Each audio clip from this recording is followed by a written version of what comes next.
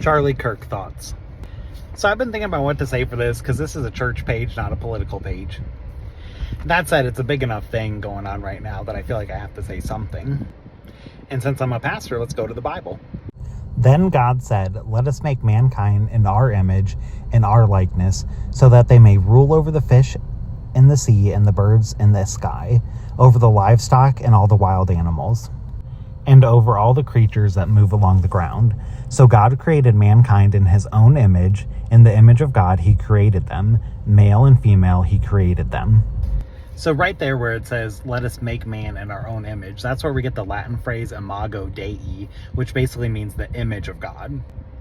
And real quick, that word man there in the English, the Old Testament was written in Hebrew, and the word that we have for man in English is the Hebrew word Adam, very similar sounding to Adam, but that word is in reference, that Hebrew word from the source material in the original Bible, in the original language of Hebrew, that's the word Adam, which means mankind, not just man. So don't let anybody go telling you that women are not also made in the image of God. We both are, both men and women. That word is Adam, meaning mankind, both men and women. So with that, both men and women are made in the image of God. There's no qualifiers there for if somebody can do something to be not worthy of being the image of God. The way somebody was created in the Garden of Eden was to be the image bearer of the Most High God. So for someone to murder the image of God, like, that's a really big deal. And so one of the things I really like about being in the Brethren Church is the way we handle any disagreements is we say we have no creed but the New Testament. So if we disagree with each other on something, and that includes politics, we would say, let's stay in community and let's go to the Bible and talk about it. And so for me as a Christian and a Brethren pastor, I would say that murdering anybody for any opinion is not okay. Scripturally, that's what I see.